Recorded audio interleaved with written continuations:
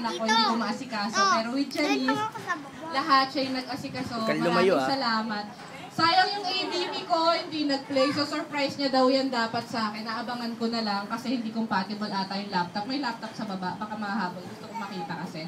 Tapos, sa mga friends ko, ayan, galing Cavite. So super, ang tatagal mag-reply. Joke. Lalo si Gaget. Yan.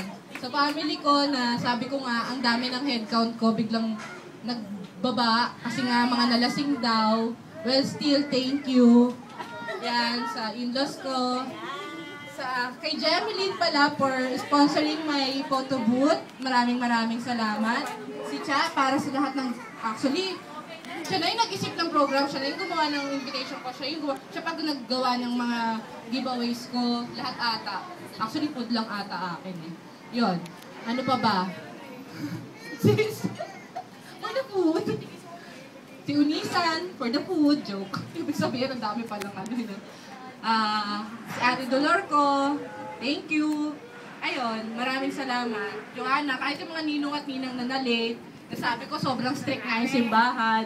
Still, mabuti naman nakahabol. May speech naman kayo, so carry na. Ayun.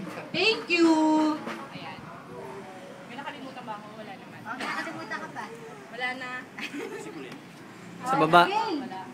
So that's wrap up our baptism party for this today. Nagwalisa na yung aking mga eat and run. But there's food pa. Until ano oras ang ating Rio? Photo booth natin is meron pa po if you want to have pictures there. Antok na? May cupcakes pa for the kids.